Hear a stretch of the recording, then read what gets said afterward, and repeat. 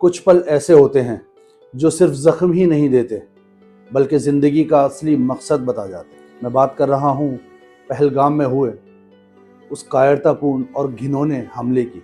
हमला कश्मीर में हुआ था, लेकिन उसका दर्द आपने, हमने और पूरे भारत ने महसूस। मगर ये हमला हमको एक बहुत बड़ी सीख दे के जाता है कि हमारा हर एक दिन, हर एक पल ईश्वर का दिया हुआ एक वो तोहफा है जिसका हमें हमेशा शुक्र अदा करना चाहिए।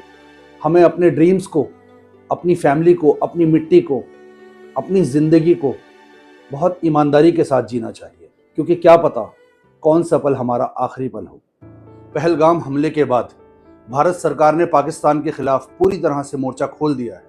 लगभग पाकिस्तान की बर्बादी का काउंटडाउन अब शुरू हो चुका है, मगर वहीं एक और जंग हमारे अपने भारत में शुरू हो चुकी है। कुछ बेवकूफ़ लोग हैं जिन्होंने कश्मीरियों के खिलाफ जहर उगलना शुरू कर दिया है।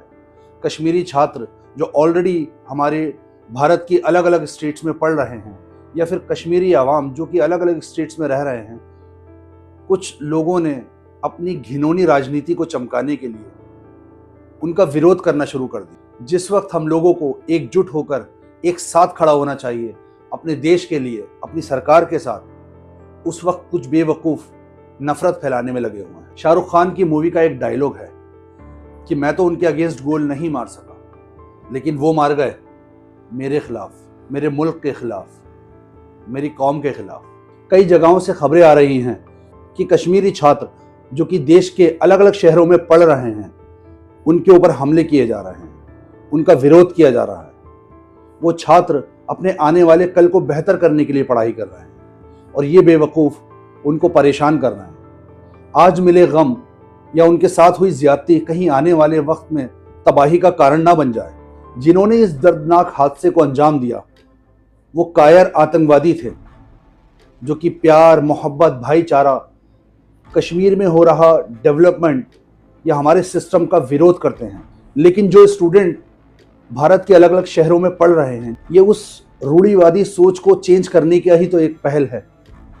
तो हमें तो उल्टा उनका साथ देना चाहिए। ये सरकार का फ़र्ज़ है कि वो लोगों से अपील करे, कोई भी बदसलूकी बर्दाश्त नहीं की जाएगी, क्योंकि ये समझना ज़रूरी है कि ये हमला कश्मीर में हुआ, आतंकवादियों ने किया, लेकिन ये उसी कश्मीर से हैं जहाँ पर उन कश्मीरियों ने ही हज़ारों लोगों की जान बचाई और उनका साथ दिया।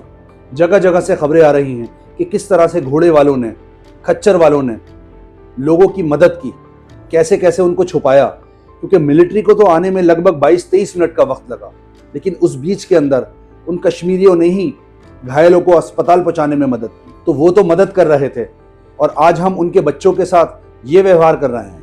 तो ये हमारा फ़र्ज़ बनता है कि किसी भी गलत कदम का हम विरोध करें। वहीं दूसरी तरफ भारत सरकार के लिए गए 7 अहम फैसले पाकिस्तान को बहुत बड़ी चोट देने के लिए काफ़ी हैं। पहला, सिंधु जल संधि को कैंसिल करना। अब पाकिस्तान को जब पूरी तरह से पानी नहीं मिलेगा तो उसके खेत सूखे हो जाएंगे, जिसकी वजह से वो दाने दाने को तरसेगा, और उसके साथ साथ बिजली में भी उसको कटौती करनी पड़ेगी क्योंकि उसको संपूर्ण पानी नहीं मिलेगा। दूसरी चीज़, वाघा और अटारी बॉर्डर को सील करना। तीसरा, भारत ने पाकिस्तानी नागरिकों का वीज़ा रद्द कर दिया है। जितने भी लोगों ने आवेदन दे रखा था, जो कि लाइनअप में थे, वो सब रद्द कर दिए गए हैं। चौथा, डिप्लोमेटिक रिलेशंस। भारत ने अपने उच्च आयुक्त को वापस बुला लिया है।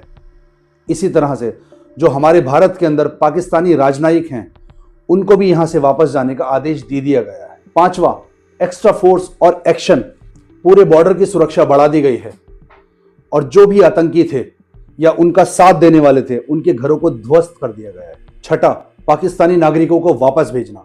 जितने भी पाकिस्तानी नागरिक ऑलरेडी भारत में आ चुके थे, गृह मंत्रालय ने उन सभी पाकिस्तानियों को चुन चुनकर भारत से जाने का आदेश दे दिया है। और सातवां, which is very important, international support. पूरे विश्व ने इस आतंकवादी हमले की कड़ी निंदा की है और तमाम देश एक साथ, एक स्वर में एक ही चीज़ कह रहे हैं कि हम सब आतंकवाद के खिलाफ हैं। तो कहीं ना कहीं पाकिस्तान अब अकेला पड़ चुका है। और वहीं बात करें पाकिस्तान की, तो अब पाकिस्तान को भी तो कुछ अपने नागरिकों को दिखाना था, तो उन्होंने शिमला समझौते को रद्द करने का फैसला कर लिया, ताकि भारत को इससे बहुत ज़्यादा फर्क नहीं पड़ने वाला है। पाकिस्तान बिल्कुल अलग थलग पड़ गया है, ना अमेरिका के साथ है, ना चाइना उसका साथ दे रहा।